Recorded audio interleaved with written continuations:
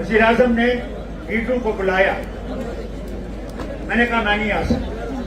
उन्होंने नहीं कहा आपके लिए सहूलियतें पैदा करेंगे, आप जरूर आए। मैं गया, जब वहां पहुंचा और मीटिंग शुरू हुई, गुलाम नबी आजाद साहब ने पहली तकरीर, उसके बाद मेरा वक्त आया। स्टेज पे वहां वज़ीर आज़म थे, अपने अमित शाह साहब थे, लेफ्टिनेंट गवर्नर साहब थे, और उस वक्त मैंने उनके सामने पहले शुरू किया। साहब अफसोस तो इस बात का है, हमें आप पे एतबार नहीं और आपको हमारे ऊपर एतबार नहीं। पहले इस एतबार को हम पैदा करें आपस में। और फिर जब उनने अपनी तकरीर की, उसमें कहा कि दिल्ली की और कश्मीर की दूरी को हम दूर करेंगे। क्या आज तक हुआ? जितना ये दूर करने की कोशिश की ने वो करते गए, ये नहीं देखा कि साहब हम भी तो इंसान हैं, हम भी हिंदुस्तान का ताज हैं, कोई छूता नहीं है, हमारी भी इज्जत है। और उस इज्जत को बहाल करने के लिए हम आपसे पुरअमन तरीके से अपील करते हैं। जौहर साहब ने कहा कई बार मुलाकात, कई बार वादे किए, और अफसोस है इतना नहीं वो वादे गएगा। और हमने हिम्मत नहीं हारी, मैं इंशाल्लाह कभी हिम्मत हारेंगे। ये जमात वो है जो गरीबों की जमात, बेकसों की जमात, और उन्हीं बेकसों के लिए ये जमात खड़ी हुई और उन्हीं के लिए काम कर रही है।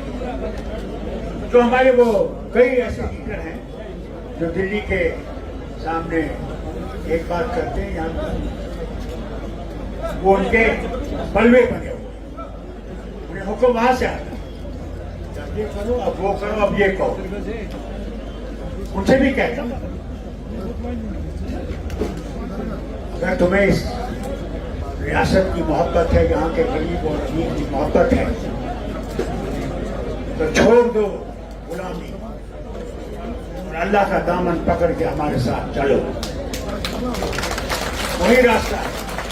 नहीं तो तुम ऐसे नंगे हो जाओगे कि एक दिन आएगा तुम चल भी नहीं सकोगे इस जमीन पर। ईमानदारी से क्या करो, लोग थूकेंगे, इसलिए खड़े हो जाओ, छोड़ दो अपने फायदे। में ठेके हैं कहीं शिमला में, कहीं और जो ने तुम्हें दिए हैं, उन ठेकों के लिए तुम क्या इस रियासत का सौदा करने के लिए तैयार हो? अपनी माँ बाप की इज्जत को बेचने के तैयार हो? अफसोस आता है उनके बयान पढ़ता हूँ तो मुझे लगता है तो क्या कह रहे हैं, कहते हैं इस रियासत ने इस हुकूमत ने काम ही नहीं किया। अफसोस इस बात का उनके आंखों पे पट्टी लगी। जितना इस मुश्किल वक्त में हम लोग कर सकते, कोई नहीं कर सकता, कोई नहीं। आज कोशिश हो रही है हर तरफ, स्कूलों को, कॉलेजों को, अस्पतालों को बेहतर करने, हर रास्ते को ठीक करने। कहाँ नहीं पहुंचे हमारे जो कामयाब होके आए, न सुबह कहीं, न शाम कहीं, न रात कहीं काम करते हैं, मगर हमारे जो दुश्मन हैं उनको वो काम दिखते नहीं है, न कभी दिखेंगे, कभी नहीं दिखेंगे। मगर हमने अमल कर रखा, हम लोग पीछे नहीं हटने वाले, हम लोग लोगों की बेहतरी के लिए जो भी होगा करेंगे, इंशाअल्लाह करेंगे। और जो रुकावटें ये डाल रहे हैं राजभवन से, उन रुकावटों को भी मेरा अल्लाह इसी तरह दूर करेगा जिस तरह उसने आज हमारे ऊपर साया रखा है। मैं घबराता था डरता था जो कल की गर्मी थी, क्या हमारे लोग जो आ रहे हैं अल्लाह वो भी बर्दाश्त कर सकते, उस परवरदिगार ने अपना साया रखा। کہ ہم آج آرام سے یہاں بیٹھ کے سن رہے ہیں. ہمت رکھنا ہے. صحیح کہا خریدنے کی کوشش کی جا رہی. 14 میں بھی جو میرے وقت بھی کیا تھا انہوں نے یاد ہو گئی تھی. یہ لوگ کرتے جائیں, ان کی خواہشیں یہی ہیں. مگر کامیاب وہ بھی کامیاب نہیں ہوئی. 2 سال میں ہی ختم ہو گئے. ان کا نام و نشان نہیں تھا. جو یہاں کے غریب مفلس کے ساتھ دغا کرے گا, اللہ تعالیٰ نہ اس کو یہاں ٹھیک رکھے گا, نہ جہاں اس نے جانا ہے وہاں پہ جہنم کی آگ میں ڈالے گا.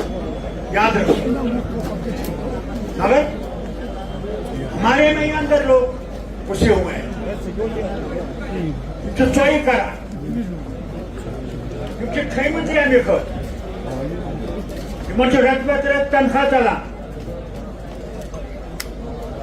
نشکچو ہوش چیزوں کے بارے جواب اچھے کانی تھوڑی اچھے بندوق لگا پانے جواب یوسس کران چیچے بول کر بھئی انشاءاللہ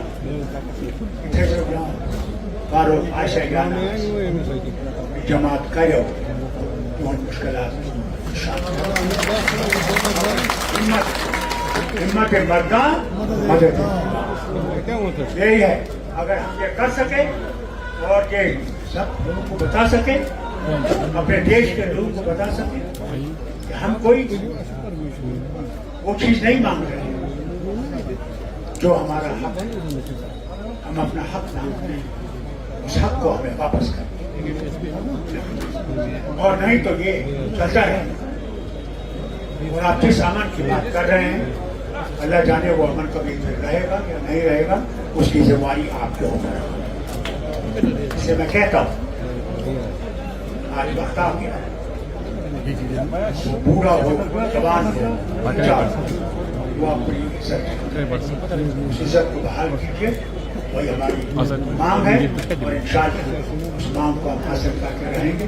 آپ آئے, میں آپ کا شکر گزار ہوں. اپنے سارے ساتھیوں کا ہے جنہوں نے آپ کو یہاں پہ مدعو کیا. آپ جھوک پر جھوک آئے. اللہ آپ کو سلامت رکھے, اللہ آپ کے گھر والوں کو سلامت رکھے, آپ کی جماعت کو سلامت رکھے اور ہمیں آگے چلنے کا موقع دے. بہت بہت شکریہ. خدا